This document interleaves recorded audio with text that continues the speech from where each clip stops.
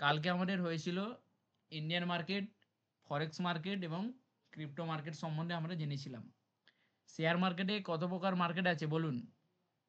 Share মার্কেটে কত ধরনের মার্কেট হয়? টোটাল টোটাল মার্কেট কত প্রকার? 3 প্রকার। সুন্দর, বাকিরা সবাই ঠিক বলছে তো? ওকে। কি কি? না, ইন্ডিয়ান মার্কেট, ফরেক্স মার্কেট এবং ক্রিপ্টো মার্কেট। ওকে, চলুন। তো আমরা ইন্ডিয়ান মার্কেটে একটু জেনেছিলাম কিভাবে কাজকর্ম হয়। না, IPO, share, bond, derivatives, future option এইসব নিয়ে কাজ হয়। এগুলো আমরা আরও ডিটেলসে আমরা শিখব।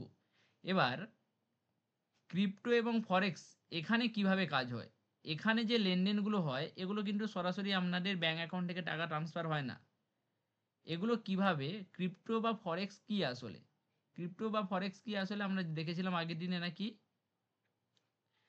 না, এগুলো সব ডিসেন্ট্রালাইজ, মানে এখানে কোনো আমাদের সরকার কিন্তু দেখাশোনা করে না, সম্পূর্ণ রিস্ক। ঠিক আছে? তো কিভাবে কাজ হয়? না, এইসব যে ক্রিপ্টো এবং ফরেক্স এগুলো ব্লক চেন ভিত্তিক কাজ হয়। কি না, ব্লক চেন। এবার এই ব্লক চেনটা কি আসলে? ঠিক আছে, ব্লক চেন কিছুই না। ব্লক চেন হলো একটি ডিসেন্ট্রালাইজড, মানে সরকার দ্বারা কোনো নিয়ন্ত্রিত হয় না ও নিয়ন ও নিরাপদ ডিজিটাল লেজার, যেখানে তথ্য ব্লকের মাধ্যমে সংরক্ষিত থাকে এবং একটির সঙ্গে আরেকটি চেনের মতো সংযুক্ত থাকে। একটা চেন যেরকম একটার সঙ্গে একটা সংযুক্ত থাকে, একটার সঙ্গে একটা লিঙ্ক থাকে একটা চেনের। ঠিক আছে? সেম ব্লক চেনগুলো এভাবে কি না লিঙ্কিং হয়, একটা চেনের সঙ্গে আরেকটা চেন লিঙ্ক হতে থাকে। এটি মূলত লেনদেনের তথ্য সংরক্ষণের একটি স্বচ্ছ ও পরিবর্তনযোগ্য নয় এমন প্রযুক্তি। আসলেই ব্লকচেন বলতে গেলে কি বোঝানো হচ্ছে? ব্লকচেন মানে এটা হচ্ছে যে ডিসেন্ট্রালাইজ, মানে এখানে কারো কোনো কেউ দেখে না। এখানে আপনার এখানে কি হচ্ছে না হচ্ছে কেউ দেখবে না, সরকারও দেখবে না, বা আমিও দেখতে পাবো না আপনি কি ট্রানজেকশন করছেন। এটা সম্পূর্ণ ডাটা।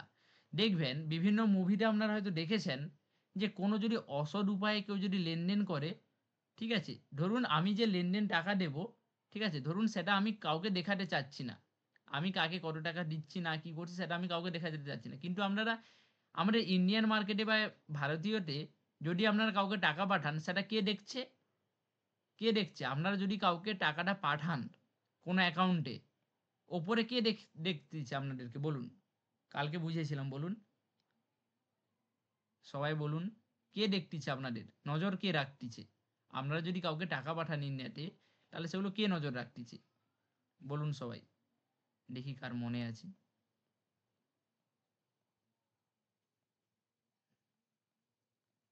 বলুন। সেবি? সেবি না, সেবি হবে না, আরবিআই একদম। সেবি কি করে না, সেবি সম্পূর্ণ শেয়ার মার্কেটটাকে দেখে। আমি বলেছি যে টাকা পয়সার ব্যাপারটা যে লেনদেন করছেন সেটা কে দেখে? না, RBI, reserve bank of India. তো এগুলো তো আমাদের দেখে, আমরা যা কিছু টাকা লেনদেন করছি, কাকে পাঠাচ্ছি, কত না কি করছি, সেগুলো সব হচ্ছে যে আমাদের আরবিআই দেখাশোনা করে। কিন্তু আমরা যদি এই ব্লক চেন মানে ডিসেন্ট্রালাইজ এর মাধ্যমে যদি কাউকে টাকা পাঠাই, এখানে কি না একটা ডাটা আকারে টাকা যায়, এখানে কোনো রিয়েল টাকা যায় না, একটা ডাটা যায়। আপনার যেমন ফোনপেতে ধরুন 20 টাকা লিখে পাঠালে আপনাদের এই 20 টাকা অন্য একটা জায়গায় ট্রান্সফার হয়ে যায়, এটা কি ট্রান্সফার হচ্ছে? আপনি কি ফিজিক্যালি কাউকে টাকা দিচ্ছেন না, আপনি একটা ডাটা পাঠাচ্ছেন। সেম জিনিসটা আমাদের যে বিটকয়েন বা যাই বলুন, ব্লক চেনের মাধ্যমে এই জিনিসটা হয়। এখানে প্রথমে কি বলছে, নিরাপদ ডিজিটাল লেজার, যেখানে তথ্য ব্লকের মধ্যে সংরক্ষিত হয় এবং একটির সঙ্গে আরেকটি চেনে সংযুক্ত থাকে, বিভিন্ন ডাটা এখানে সংরক্ষিত থাকে। আপনারা যে টাকা লেনদেন করবেন এখানে, সেগুলো জাস্ট ডাটা আকারে একটা সংরক্ষিত থাকবে। ধরুন একটা ব্যাংকে আপনি টাকা ট্রান্সফার করছেন, সেখানে কি কিরকম সংরক্ষিত থাকে, যে আপনাদের টাকাগুলো একটা সংরক্ষিত থাকে, বান্ডেল হয়ে হয়ে হয়ে টাকাগুলো সংরক্ষিত থাকে, এগুলো টাকা সংরক্ষিত থাকে। কিন্তু ব্লক চেনে কিভাবে কাজ হয় না, জাস্ট আপনাদের একটা কম্পিউটারে ডাটাগুলো জাস্ট স্টোরেজ থাকে। ধরুন এখানে আমাদের আবিরবাবু, আম, শ- শঙ্করবাবু, এরা কি করছে না, একটা ধরুন ব্লক চেনের মাধ্যমে টাকা পাঠাচ্ছে, ওদের কি টাকা থাকবে? টাকা থাকবে না, ওদের কি থাকবে? একটা ডাটা আকারে ব্লক চেন ভিত্তিক থাকবে। এই যে আপনি ধরুন ব্লক চেন ভিত্তিক, এবার বলবেন যে স্যার এটা সুবিধা কি? এটা সুবিধা হচ্ছে যে আপনার কাছে কত টাকা আছে বা কি পরিমাণ ডাটা আছে সেটা কিন্তু কেউ দেখতে পাবে না। গভর্নমেন্টও দেখতে পাবে না, আমিও দেখতে পাবো না। শুধুমাত্র আপনি আপনার অ্যাকাউন্টেই দেখতে পাবেন। ঠিক আছে? তার জন্য কেউ যদি অসৎ উপায়ে কেউ যদি লেনদেন করে, ঠিক আছে? এই ব্লক চেনের থ্রুতে, ধরুন বিটকয়েন। আপনারা সকলেই হয়তো শুনেছেন বিটকয়েন। আপনারা দেখবেন, হয়তো কেউ দেখেছেন দেখবেন, বিভিন্ন মুভিতে যদি কোনো বেআইনি কাজ হয় বা বেআইনিভাবে টাকা লেনদেন করতে হয় কোনো দেশের সঙ্গে, দেখবেন ওরা কি করে না বিটকয়েনটাকে প্রেফার করে। বিটকয়েনের থ্রুতে লেনদেন করে। কেউ কি দেখেছেন? মুভি এরকম দেখেছেন যে বিটকয়েনের থ্রুতে অসৎ উপায়ে লেনদেন করছে? এরকম কোনো মুভি আপনারা কেউ দেখেছেন? যেখানে বিটকয়েনের থ্রুতে আপনাদের অসৎ উপায়ে লেনদেন হচ্ছে? হ্যাঁ, আচ্ছা ঠিক আছে। কেউ দেখেননি। তো কেউ যদি অসৎ উপায়ে কাউকে, ধরুন আমি একটা বিটকয়েন আমি অর্ঘ্যবাবুকে পাঠালাম। এটা কিন্তু একটা টাকাই পাঠালাম ধরতে গেলে। এবার এই যে আমি বিটকয়েনের থ্রুতে আমি বিজনেসটা করলাম। ধরুন আমি অর্ঘ্যবাবুকে আমি ১,০০০ টা বিটকয়েন পাঠালাম। এই যে আমি ১,০০০ টা বিটকয়েন পাঠালাম, সেটা কিন্তু আমাদের গভর্নমেন্ট কিন্তু জানতেই পারবে না। আমার অ্যাকাউন্ট থেকে কি ট্রানজ্যাকশন হয়েছে না কি হয়েছে। এগুলো জাস্ট একটা ডাটা। এখানে সম্পূর্ণ ডিসেন্ট্রালাইজ, এখানে সরকারের কোনো হাত থাকে না। চলুন এগুলো ধীরে ধীরে আপনারা বুঝে যাবেন। জাস্ট এটুকু জেনে রাখুন যে এগুলো আপনারা ফিজিক্যালি দেখতে পাবেন না এইসব টাকাগুলোকে। জাস্ট এগুলো একটা ডাটা। ব্লক চেনের মাধ্যমে ব্লক আকারে আপনাদের ডাটাগুলো জাস্ট সংরক্ষিত থাকবে। ধরুন আমি ধরুন অর্ঘ্যবাবুকে আমি ১০টা বিটকয়েন পাঠালাম। অর্ঘ্যবাবুর অ্যাকাউন্টে জাস্ট ১০টা বিটকয়েন শো করে থাকবে। উনি কিন্তু এই ১০টা বিটকয়েন তুলে আনতে পারবে না কোথাও, ব্যাংক থেকে বা যেকোনো থেকে। জাস্ট একটা ডাটা আকারে সংরক্ষিত থাকবে। ঠিক আছে? একেই শর্টকাটে বুঝে রাখুন যে ব্লক চেন ভিত্তিক এখানে ট্রান্সফার করা হয়। এবার ব্লক চেন কিভাবে কাজ করে? প্রথমে ফার্স্ট লেনদেন শুরু। কিরকম? না, কেউ যখন ব্লক চেনে একটি লেনদেন করে, ঠিক আছে? যেমন বিটকয়েন পাঠানো। ধরুন আমি অর্ঘ্যবাবুকে একটা বিটকয়েন পাঠাবো, ঠিক আছে? তখন সেই লেনদেন নেটওয়ার্কে সম্প্রচার করা হয়। আপনি যদি ফোনপে থেকে কাউকে টাকা পাঠান, ধরুন আপনি আমাকে ফোনপে থেকে টাকা পাঠাচ্ছেন। তো একটা ডাটা আকারে আপনাকে পাঠাচ্ছি। আমাকে কি আপনি ফিজিক্যালি টাকাটা দিচ্ছেন? না, দিচ্ছেন না। আপনি আমাকে ডাটা আকারে টাকাটা পাঠাচ্ছেন। এটা সঞ্চিত কোথায় হচ্ছে না আমার ব্যাংকে। আপনি আমাকে টাকা পাঠালে কোথায় যাবে সেটা ফোনপে থ্রুতে আমি যে ব্যাংক অ্যাকাউন্ট লিঙ্ক করে রাখবো, সেই ব্যাংক অ্যাকাউন্টে আমার ঢুকে যাবে টাকাটা। কিন্তু এখানে আমি ধরুন আপনি আমাকে একটা বিটকয়েন পাঠালেন, সেটা কি আমার ব্যাংক অ্যাকাউন্টে আসবে? না, আসবে না। সেইটা জাস্ট একটা নেটওয়ার্ক আছে বিটকয়েনের, সেই বিটকয়েনের নেটওয়ার্কে আমার অ্যাকাউন্টে জমা হয়ে থাকবে। ঠিক আছে? ডাটা আকারে জাস্ট জমা হয়ে থাকবে। বুঝতে পারলেন? বাকিরা সবাই বুঝতে পারলেন? বাকিরা সবাই বুঝতে পারলেন? টাইপ করে জানাবেন।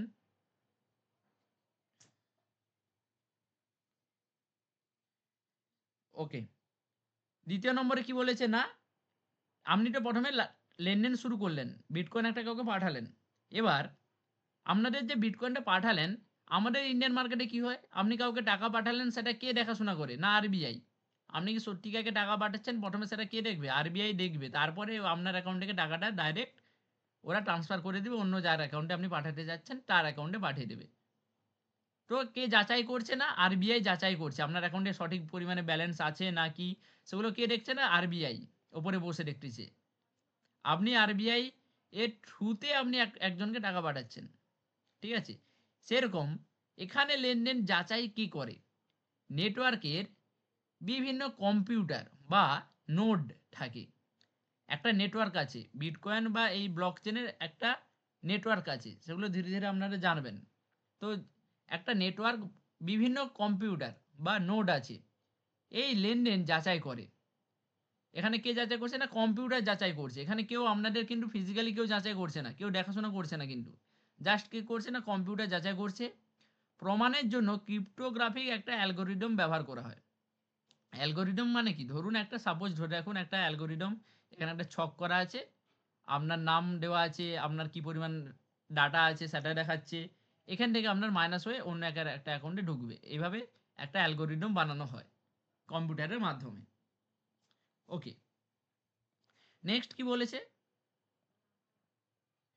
নেক্সট বলেছে যে ব্লক তৈরি, আপনি টাকা পাঠালেন, তারপর যাচাই হলো। এবার আপনি যে টাকাটা পাঠালেন বা যাকে পাঠালেন তার তো একটা ডাটা সংরক্ষিত হবে, মানে ব্লক আকারে একটা তো ডাটা সংরক্ষিত হবে।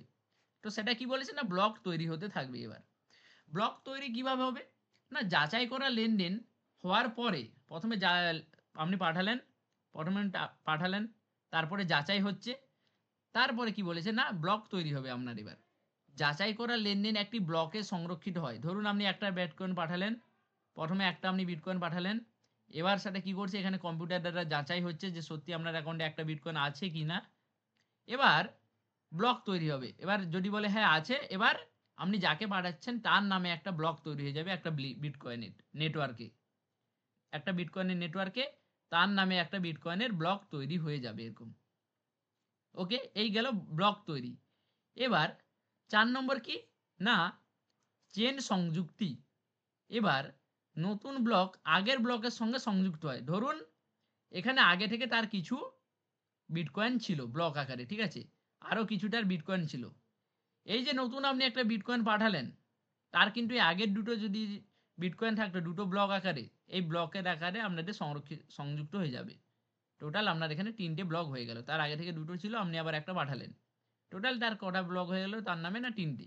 সেম জিনিসটা আপনার কাছে ধরুন এখানে 5টা ব্লক আকারে আপনার বিটকয়েন ছিল, আপনি এখান থেকে একটা পাঠিয়ে দিলেন, তাহলে আপনার কাছে কটা থাকবে না 4টি আপনার ব্লক থাকবে। ক্লিয়ার? বুঝতে পারলেন? সবাই বুঝতে পারলেন কিভাবে বিটকয়েন আপনাদের ট্রান্সফার করা হচ্ছে নেটওয়ার্কের মাধ্যমে? ওকে, 5 নম্বরে কি বলেছে না, এটা বিকেন্দ্রীভূত ও নিরাপদ, মানে ডিসেন্ট্রালাইজড। এখানে কোনো গভর্নমেন্ট দ্বারা বা কেউ দেখতে পায় না এখানে আপনার অ্যাকাউন্টে কত ব্যালেন্স আছে কি না আছে, শুধু আপনি আপনার লগ ইন আইডি এবং পাসওয়ার্ড দিয়েই দেখতে পারবেন জাস্ট, আর কেউ দেখতে পাবে না। এখানে কি বলেছে না, ব্লক চেন কোনো কেন্দ্রীয় কর্তৃপক্ষ নেই বা কেউ দেখাশোনার জন্য কেউ করে না এখানে ব্লক চেনে, বরং এটি বিশ্বব্যাপী হাজারো কম্পিউটার দ্বারা পরিচালিত হয়। এখানে ব্লক চেনে কেউ মানুষ দ্বারা পরিচালিত হয় না, এখানে কি হয় না কম্পিউটার দ্বারা পরিচালিত হয়। ঠিক আছে, এবার তথ্য যোগ হলে এটা পরিবর্তন করা অসম্ভব। একবার যদি এখানে কোনো তথ্য আপনার অ্যাকাউন্টে যোগ হয়ে যায়, সেটা আপনি ছাড়া আপনার অ্যাকাউন্ট থেকে কেউ ট্রান্সফার করতে পারবে না। ধরুন আপনার অ্যাকাউন্টে 5টা বিটকয়েন আছে বা 10টা বিটকয়েন আছে, আপনি কি ভাবছেন এখানে, যেহেতু এখানে কারো হাত নেই বা কেউ দেখাশোনা করছে না শুধুমাত্র কম্পিউটার ছাড়া, তো কম্পিউটার তো ইচ্ছা করে আপনার অ্যাকাউন্টটাকে হ্যাক করে অন্য লোকের অ্যাকাউন্টে পাঠিয়ে দিতে পারে না, কেউ যতক্ষণ না সেখানে কিছু করে। তো এখানে কারো হাত না থাকার কারণে আপনাদের যে এটা সেফ থাকবে। আপনার অ্যাকাউন্টে 5টা বিটকয়েন আছে, আপনি ছাড়া কারো ক্ষমতা নেই আপনার অ্যাকাউন্টে এই 5টা বিটকয়েন অন্য কারো অ্যাকাউন্টে ট্রান্সফার করে দেওয়ার। আপনার অ্যাকাউন্টে টাকা আছে, আপনার অ্যাকাউন্টে ধরুন 5,000 টাকা আছে, ব্যাংক চাইলেই কিন্তু অন্য অ্যাকাউন্টে ট্রান্সফার করে দিতে পারে, বা আরবিআই চাইলে কিন্তু এই অ্যাকাউন্টটাকে ফ্রিজ করে রাখতে পারে, আপনার টাকাকে কি জ্যাম করে দিতে পারে, বা অন্য একটা অ্যাকাউন্টে ট্রান্সফার করে দিতে পারে বা কেটে নিতে পারে কিছু টাকা। কিন্তু বিটকয়েনে এমন কিছু হয় না। এখানে জাস্ট আপনার ডাটা আপনি ছাড়া কিছুই করতে পারবেন না, কেউ হাত দিতে পারবে না বা কারো দ্বারা নিয়ন্ত্রিত হয় না বলে এখানে কিছু হবে না, আপনি ছাড়া কেউ পরিচালিত করতে পারবেন না এটাকে। একবার যদি তথ্য যোগ হয় তা পরিবর্তন করা অসম্ভব, এই কারণে এই কথাটা বলেছে। যা এটি হ্যাকিং প্রতিরোধী করে, মানে এখানে হ্যাক করা ইম্পসিবল, কেউ হ্যাক করতে পারবে না। এবার আপনাদের মনে কোশ্চেন আসতে পারে যে স্যার কম্পিউটার দ্বারা তো পরিচালিত হচ্ছে, এই কম্পিউটারকে তো হ্যাক করা যেতে পারে স্যার, কম্পিউটারকে তো হ্যাক করে তো কেউ মোটামুটি করতে পারে তো কিছু। তো জানার সূত্রে বলে রাখি, এখানে যে কম্পিউটার দ্বারা পরিচালিত হচ্ছে, কয়েক লক্ষ লক্ষ কম্পিউটার দ্বারা এই বিটকয়েনের চেনটা পরিচালিত হচ্ছে। কয়েক লক্ষ লক্ষ কম্পিউটার দ্বারা একটা ডাটা সেন্টার আছে, সেই ডাটা সেন্টারে এগুলো হচ্ছে। কেউ কিন্তু নিয়ন্ত্রণ করছে না কম্পিউটারগুলোকে, জাস্ট নেটওয়ার্ক একটা বানানো আছে, কে বানিয়েছিল কখন বানিয়েছিল সেগুলো আমি পরের ক্লাসে আমি বলছি। সেই হিসেবেই চলছে সেই চেনটা। এখানে কেউ একজন বানিয়েছিল, কিন্তু এই বানানোর পরে যে কোড একটা থাকে সেই কোডটা কিন্তু সে কাউকে বলে যায়নি। ঠিক আছে, আমি একটু পরে বলছি সব কিছু। বুঝতে পারছি না এটা কে কি অনলাইন ওয়ালেট বলা যাবে? হ্যাঁ, অ্যাক্টর ভাই এবার এটা বলা যেতে পারে, অনলাইন ওয়ালেটও বলতে পারেন এটা। ঠিক আছে, অনলাইন ওয়ালেট টাইপেরও বলতে পারেন। চলুন, এই গেল আমাদের ব্লক চেন। এতটুকু সবাই বুঝতে পারলেন? আমি তাহলে নেক্সট পার্টে যাচ্ছি। এতদূর পর্যন্ত সবাই বুঝতে পারলেন? আমি তাহলে এগোচ্ছি নেক্সট পার্টে। সবাই বলুন, তাহলে আমি এগোচ্ছি নেক্সট পার্টে। শুভদীপ বাবু, অর্ঘ্য বাবু আর সাহা বাবু। ওকে, পরালি বাবু বলছে নেক্সট। আর বাকিরা সবাই কি ঘুমাচ্ছেন নাকি? বাকিরা সবাই কি ঘুমোচ্ছেন নাকি? ওকে, চলুন নেক্সট পার্টে যাচ্ছি। ভালো করে বুঝুন, শিখুন, প্রফেশন তৈরি করুন, নিজের ক্যারিয়ার গড়ুন। এভাবে কেউ হাতে ধরে শেখাবে না, আমি ওপেন চ্যালেঞ্জ করে দিচ্ছি, কেউ শেখাবে না কোনোদিনও। আপনারা যদি 50,000 টাকাও কাউকে দেন, কেউ শেখাবে না কোনোদিনও। তো শেখানো হচ্ছে, ভালো করে শিখুন। এই নয় যে ফ্রি হচ্ছে বলে আপনারা মনে করছেন হয়তো ফ্রি ক্লাসে কি শিখতে পাচ্ছি। ভালো করে শিখুন, জীবন পাল্টে যেতে পারে, মন দিয়ে শিখুন। হ্যাঁ, ইন্ডিয়ান মার্কেট নিয়ে বলছি। আমি প্রথমে শেয়ার মার্কেটের 3টি যে মার্কেট আছে, আমি প্রথমে ধারণাগুলো দিচ্ছি, যাতে করে কেউ কোশ্চেন না করতে পারে আপনাদেরকে। এই ক্লাস করার পর আপনাদেরকে স্টক মার্কেট সম্বন্ধে যা কিছু ধারণা থাকবে, সেটা আপনারা সব বলতে পারবেন। আপনাদেরকে যদি কেউ জিজ্ঞাসা করে যে আচ্ছা শেয়ার মার্কেটে কি কি মার্কেটে আমরা ইনভেস্ট করতে পারি, সেখানে যদি আপনি বলতে না পারেন, তখন তো আপনার একটা মান সম্মান চলে যাবে। জাস্ট জয়েন করছি স্যার, ঠিক আছে, সমস্যা নেই, আমাদের রেকর্ডিং চলছে, পেয়ে যাবেন আপনি। ওকে, ক্রিপ্টোকারেন্সি কিভাবে কাজ করে? ক্রিপ্টোকারেন্সি কিভাবে কাজ করে? ক্রিপ্টোকারেন্সি কি? না, ক্রিপ্টোকারেন্সি একটা ডিজিটাল বা ভার্চুয়াল মুদ্রা। ঠিক আছে, একটু আগে যেটা বললাম, একটা ডাটা আকারে একটাই, এটা আপনারা ফিজিক্যালি টাচ করতে পারবেন না বা ফিজিক্যালি দেখতে পাবেন না। ডিজিটাল বা ভার্চুয়ালি মুদ্রা, যা ব্লকচেন প্রযুক্তির ওপর ভিত্তি করে কাজ করে। ব্লকচেন একটু আগে বোঝালাম কিভাবে ব্লকচেন তৈরি হয়। এটি কেন্দ্রীয় ব্যাংক বা কোনো নির্দিষ্ট কর্তৃপক্ষের নিয়ন্ত্রিত থাকে না। এটি কেন্দ্রীয় ব্যাংক বা কোনো গভর্নমেন্ট দ্বারা পরিচালিত হয় না, বরং বিকেন্দ্রীভূত, ডিসেন্ট্রালাইজ ও নিরাপদ লেনদেন নিশ্চিত। এখানে নিরাপদ, এখানে আপনার ডাটা কেউ দেখতে পাবে না, আপনার কাছে কত টাকা আছে না আছে কেউ দেখতে পাবে না। এখানে কোনো গভর্নমেন্ট দেখতে পাবে না, বা আমিও দেখতে পাবো না আপনি কি পরিমাণ ট্রানজ্যাকশন করছেন, কেউ দেখতে পাবে না। কিন্তু আমাদের ইন্ডিয়ান মার্কেটে ধরুন, যা কিছু আপনি টাকা লেনদেন করছেন, সেগুলো সব দেখতে পাবে। আপনার জাস্ট প্যান কার্ড দিয়ে মারবে গভর্নমেন্ট আপনার প্যান কার্ড অ্যাকাউন্টের নাম্বারটা, বা আধার কার্ড অ্যাকাউন্টের নাম্বার, বা আপনার ব্যাংকের অ্যাকাউন্টের নাম্বার, সব দেখা যাবে। আপনি কাকে কি টাকা পাঠিয়েছেন, কোথায় কি খরচ করছেন, সব দেখতে পাবে। ঠিক আছে, কিন্তু এখানে ক্রিপ্টোকারেন্সিতে কোনো ডাটা কেউ দেখতে পাবে না, কোনো দিনও দেখতে পাবে না আপনি ছাড়া। ক্রিপ্টোকারেন্সি কিভাবে কাজ করে? প্রথমে নাকি ব্লক চেন, প্রতিটি লেনদেন ব্লক আকারে একটি শৃঙ্খলিত ডাটাবেসে সংরক্ষিত হয়। এই ব্লক চেনে একবার কোনো তথ্য সংরক্ষিত হলে তা বুঝতে বা পরিবর্তন বা মুছে দেওয়া যায় না। একটু আগে যে বুঝালাম যে ব্লক চেন ভিত্তিক সাজানো থাকে, একবার যদি এখানে ডাটা চলে আসে সেটা আর পরিবর্তন করা যায় না। দ্বিতীয় নম্বর, না ডিসেন্ট্রালাইজ নেটওয়ার্ক, কোনো একক ব্যক্তি বা প্রতিষ্ঠানের নিয়ন্ত্রণে থাকে না এটা। ধরুন, এখানে ইন্ডিয়ান মার্কেটে কি হয়, কেউ একজন আরবিআই কিছু মানুষ অফিসাররা আছে, তারা নিয়ন্ত্রণ করছে ডাটাগুলো। এখানে কিন্তু কোনো রকম থাকে না, কোনো একক ব্যক্তি বা প্রতিষ্ঠান মানে যেমন আমাদের ইন্ডিয়ান মার্কেটে আরবিআই আছে, এসব কোনো ব্যাংক আছে, এখানে কিন্তু কোনো রকম প্রতিষ্ঠানের নিয়ন্ত্রিত থাকে না। সম্পূর্ণ ডিসেন্ট্রালাইজড। ব্লক চেনের নেটওয়ার্কের হাজারো কম্পিউটার বা নোড দ্বারা তথ্য সংরক্ষণ ও যাচাই করে। এখানে কোনো মানুষ থাকে না, মানুষের হাত থাকে না, এখানে শুধুমাত্র কম্পিউটারের দ্বারা আপনাদের তথ্যগুলো যাচাই করা হয়। কোনো ফ্রড এখানে হয় না, বা করার সুযোগও থাকে না। ওকে, দেন কি, না ওই যে বলছিলাম সেম ফরেক্সের মতো, এখানে লেনদেন যাচাই ও ব্লক তৈরির জন্য কম্পিউটার অ্যালগোরিদম ব্যবহার করা হয়। জটিল গাণিতিক সমস্যা সমাধান করতে হয়। ঠিক আছে, সফলভাবে সমাধান করলে মাইনাররা তাদের নতুন পুরস্কার হিসেবে পায়। যেমন বিটকয়েন মাইনিং। মাইনিং কাকে বলে? মাইনিং কাকে বলে? লেনদেন যাচাই, আপনার যে ব্লকচেন আকার থেকে, বা আপনার কাউকে ধরুন একটা বিটকয়েন পাঠাচ্ছেন, সেটা তো কেউ যাচাই করছে, বা কম্পিউটার দ্বারা যাচাই হচ্ছে। তো লেনদেন যাচাই ও ব্লক তৈরির জন্য কম্পিউটার অ্যালগোরিদম ব্যবহার করে জটিল গাণিতিক সমস্যা সমাধান করতে হয়। মানে ধরুন আপনি হয়তো সেটাকে ক্র্যাক করতে, ধরুন একটা ডাটা কোথায় সংরক্ষিত হচ্ছে না হচ্ছে, ধরুন আপনি সেটা দেখতে চাচ্ছেন হ্যাকিং করে। সেখানে কি হয় না, নানা রকম ম্যাথমেটিক্স আপনাদের সমাধান করতে হবে, অঙ্কের সমাধান করতে হবে, বিভিন্ন কোড থাকে, ঠিক আছে? কোডিং যারা জানে সেটা ভালোভাবে জানবে, বিভিন্ন কোড থাকে, সেগুলো কোড দিয়ে বিভিন্ন স্টেপ বাই স্টেপ আপনাদের সমাধান করতে হয়, ঠিক আছে? সফলভাবে সমস্যার সমাধান করলে মাইনররা, মানে যারা মাইনিংটাকে মোটামুটি একটা জাস্ট কম্পিউটারগুলোকে জাস্ট দেখাশোনা করছে, আপনার ডাটাগুলোকে না। ডাটাগুলোকে কে দেখাশোনা করছে? ডাটাগুলোকে দেখাশোনা করছে কম্পিউটার।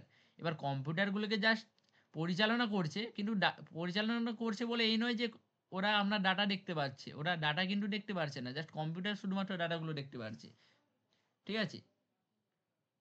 তো অ্যালগরিদম ব্যবহার করে জটিল গাণিতিক সমস্যা সমাধান করতে সফলভাবে সমস্যা সমাধান করলে মাইনাররা নতুন কয়েন পুরস্কার হিসেবে পায়। ধরুন আপনি বিটকয়েনের কোনো একটা কোডকে ক্র্যাক করে ফেললেন, মানে একটা কোডকে সমাধান করতে পারলেন, ঠিক আছে?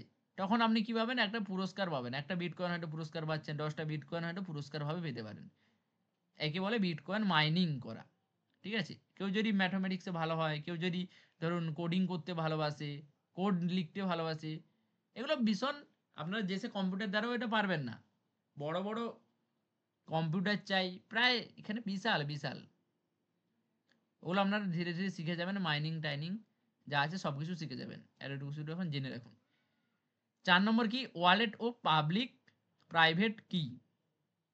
ক্রিপ্টো লেনদেনের জন্য ডিজিটাল ওয়ালেট ব্যবহৃত হয়। একটু আগে যিনি বললেন, কে বলেছিলেন? আমাদের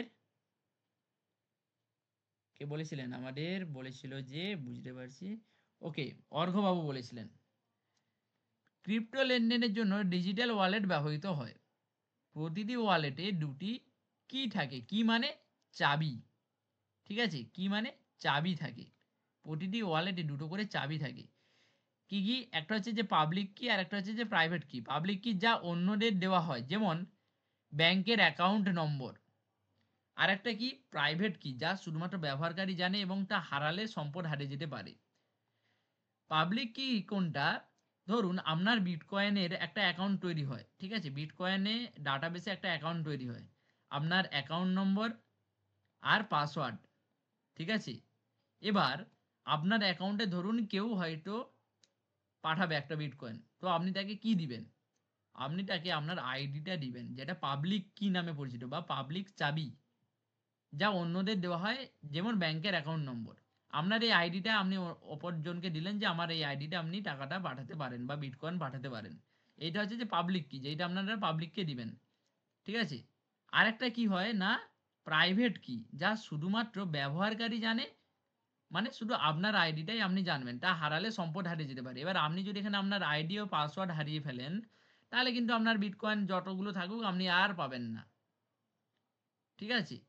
যদি আপনি ভুলে যান, না কিছু করতে পারেন, এখানে কিন্তু, এখানে ধরুন আপনি হয়তো ফরগট পাসওয়ার্ড করতে পারেন, কিন্তু সেটা বিভিন্ন লিমিটেড টাইম থাকে। একবার যদি সেটা লক হয়ে যায়, পার্মানেন্টলি কিন্তু লক হয়ে যাবে, কোনো সমাধান নেই। কেউ কারো ক্ষমতা নেই সেই সেই অ্যাকাউন্টটাকে লগ ইন করার, ঠিক আছে? এতটাই সিকিউর সেটা। পাবলিক কি এবং প্রাইভেট কি দুটো বুঝতে পারলেন তো? পাবলিক কি এবং প্রাইভেট কি মানে পাবলিক চাবি এবং প্রাইভেট চাবি, দুটো জিনিস বুঝতে পারলেন? সবাই বুঝতে পারলেন তো? বাকিরা কোথায়? আরেকবার রিপিট, ওকে।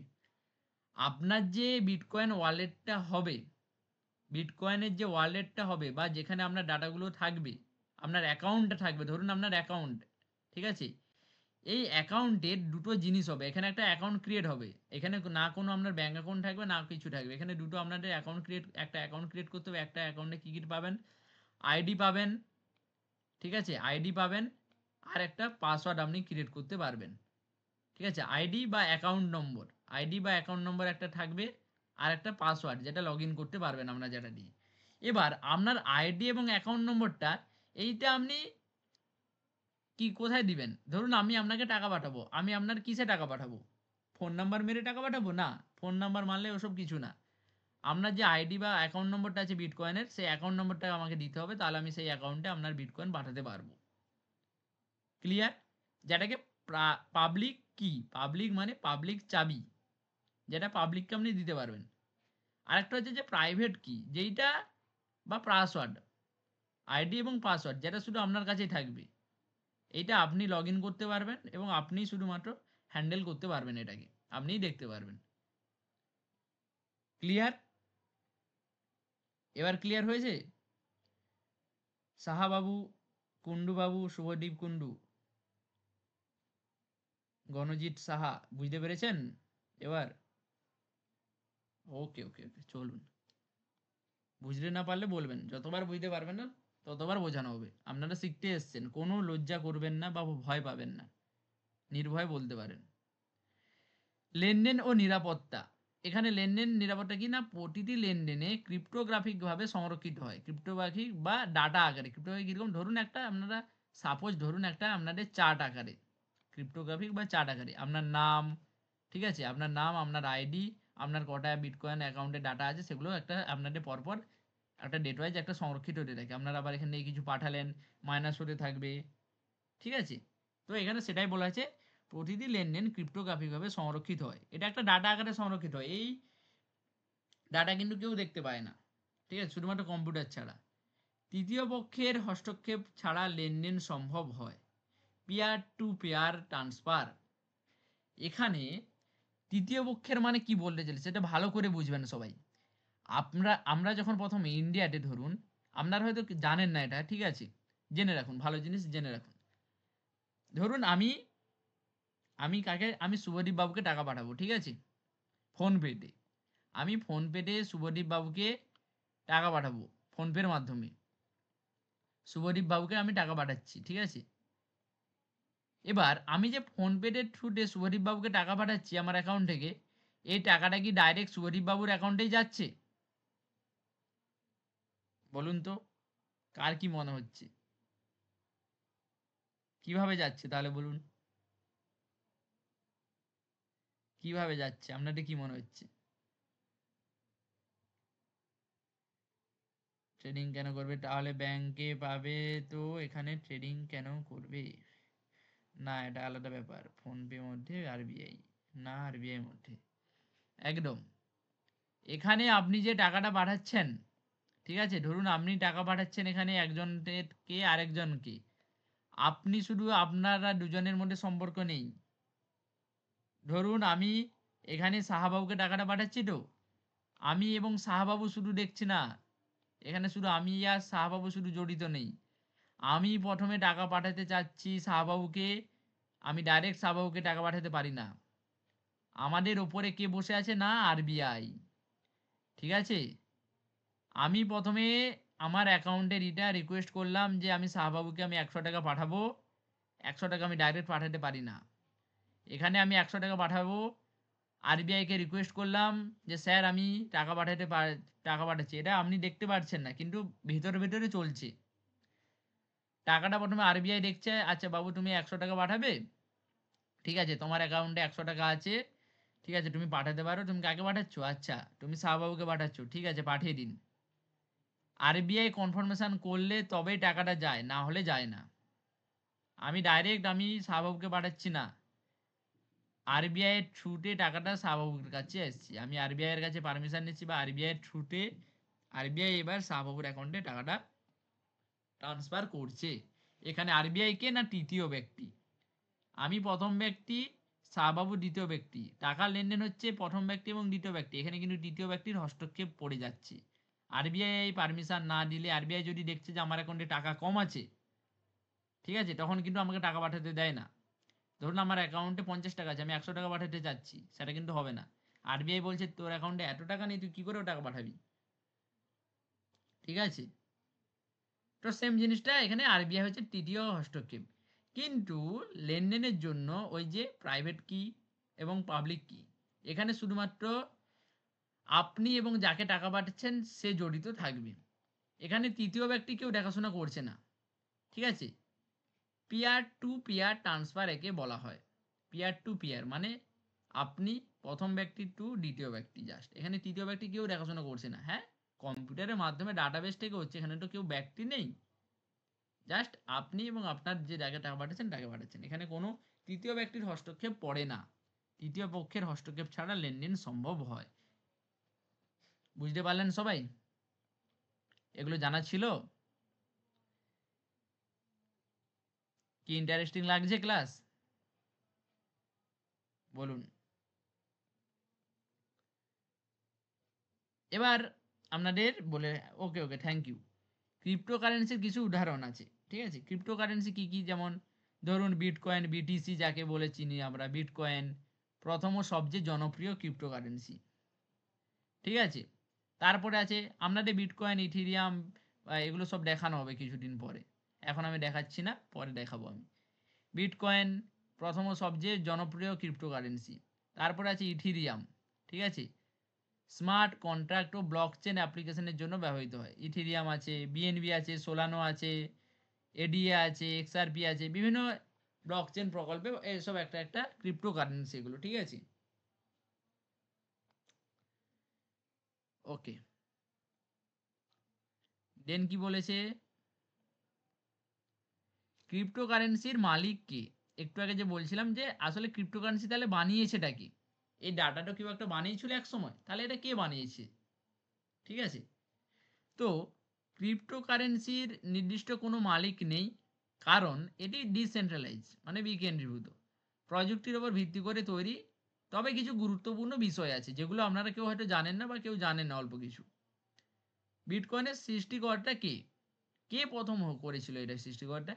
বিটকয়েন প্রথম এবং সবচেয়ে জনপ্রিয় ক্রিপ্টোকারেন্সি। এটি 2008 সালে ভারতে আমাদের আসে বা চালু হয়। কে করে? না সাটোশি নাকামোটো। কি নাম? কোন ব্যক্তি? ব্যক্তির নাম কে? না সাটোশি নাকামোটো নামক ছন্দ নামে এক ব্যক্তি। এটা কিন্তু তার আসল নাম এখনো জানা যায়নি। এটা কি তার আদৌ আসল নাম? এটা কিন্তু জানা যায়নি বা তাকে খুঁজেও পাওয়া যায়নি এখনো। তো নামক সাটোশি নাকামোটো নামক ছন্দ নামে এক ব্যক্তি বা গ্রুপ তৈরি করেন এই বিটকয়েন বা এই ডাটাবেস আকারে যে লেনদেন। সাটোশি নাকামোটো বিটকয়েনের সিস্টেম তৈরি করে 2010 সালের পর থেকে অজ্ঞাত হয়ে যান।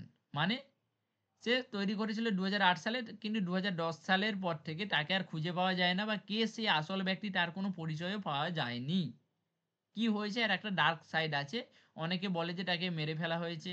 আর একটা ডার্ক সাইড আছে, পরে একদিন বলা হবে আপনাদের কি হয়েছিল এক্সাক্ট।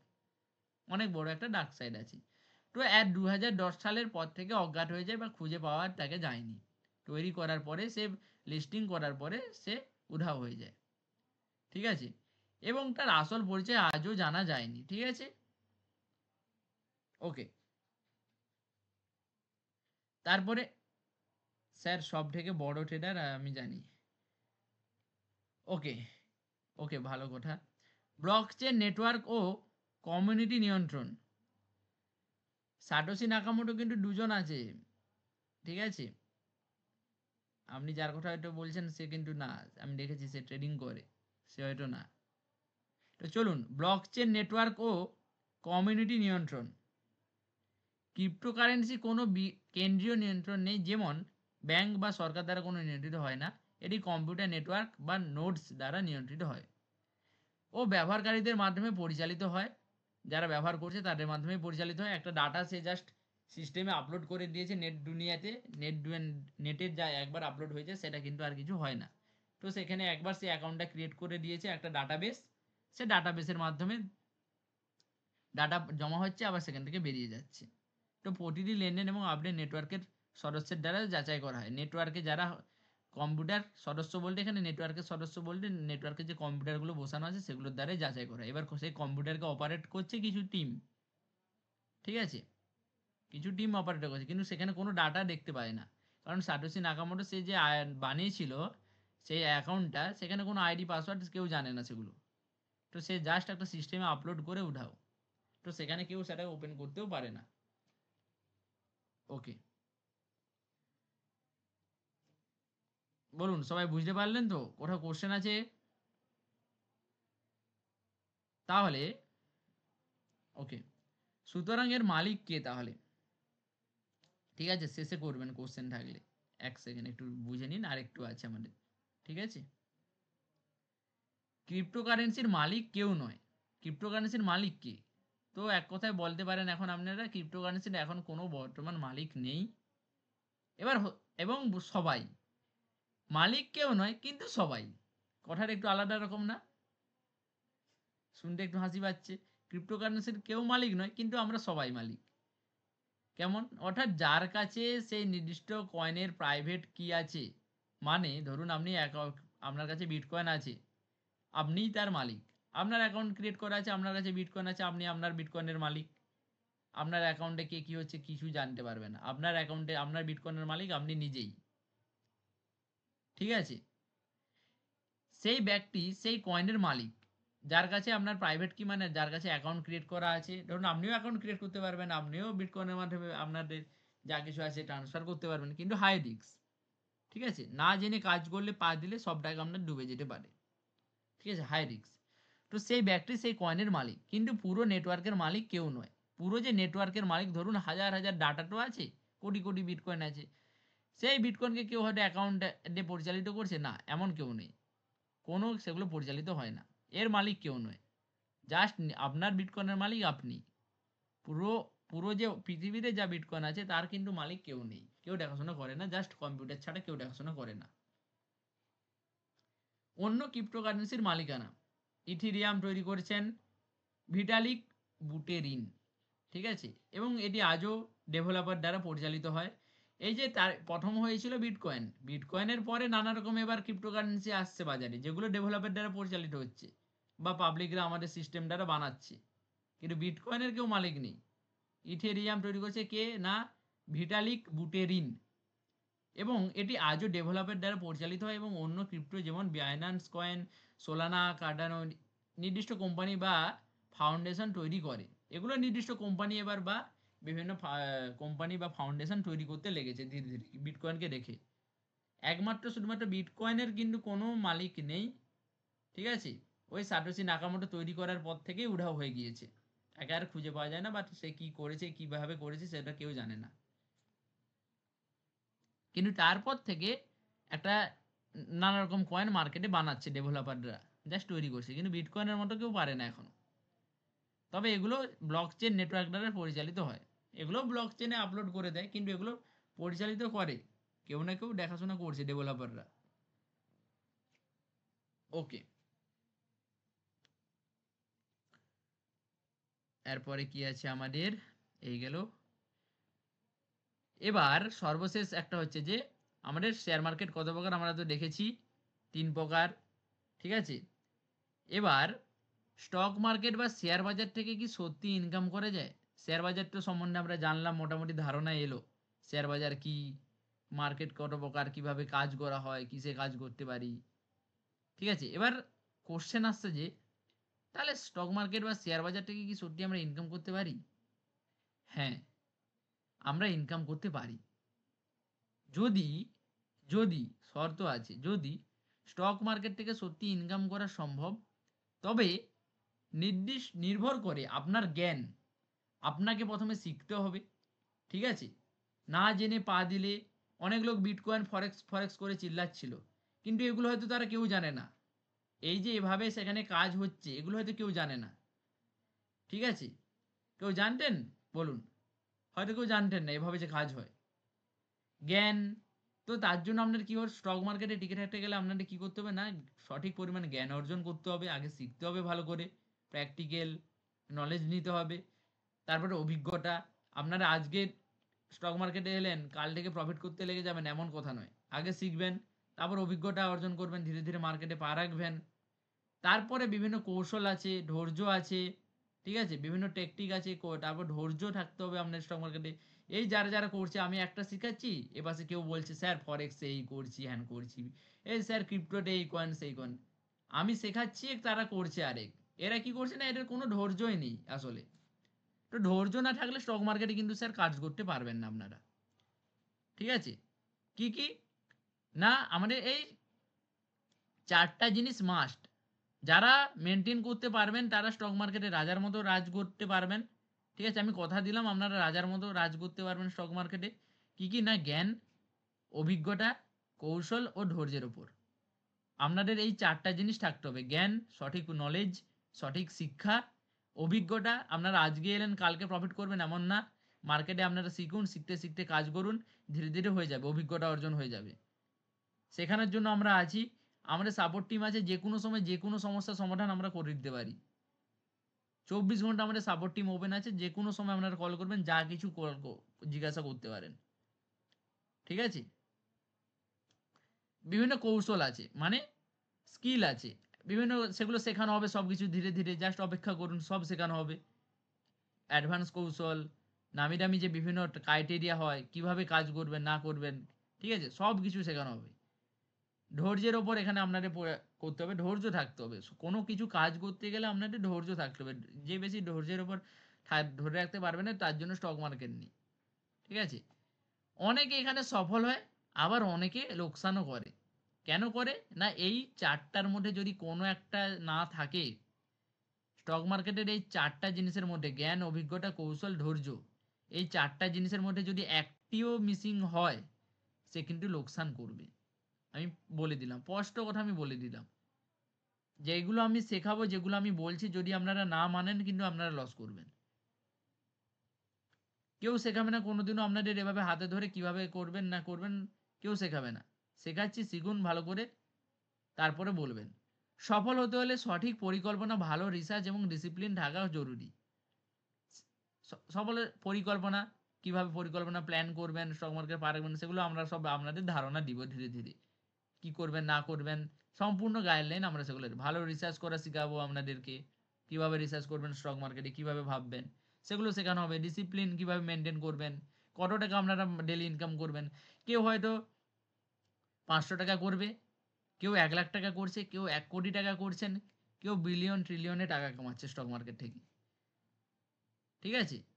সম্পূর্ণ ডিসিপ্লিনের উপর নির্ভর। ধীরে ধীরে কেউ যদি আজকে স্বপ্ন থেকে আমি আজকেই 5 লাখ টাকা আমি ডেলি ইনকাম করবো, 5 লাখ টাকা ডেলি আমি শেয়ার মার্কেট থেকে ইনকাম করবো, হ্যাঁ করা যায়। 5 লাখ টাকা ইনকাম করা যায় ডেলি, 1 কোটি টাকা ডেলি ইনকাম করা যায় ডেলি, আবার 500 টাকা ইনকাম করা যায়, আবার একদিনে সব টাকা হারিয়ে ফেলা যায়। ঠিক আছে? সব কিছু আপনার জানতে হবে প্রপার। আপনাদের যদি শিক্ষা থাকে, প্রপারভাবে যদি আপনার অভিজ্ঞতা ভালো করে শিখেন, তাহলে আপনারা স্টক মার্কেট থেকে প্রফিট করতে পারবেন।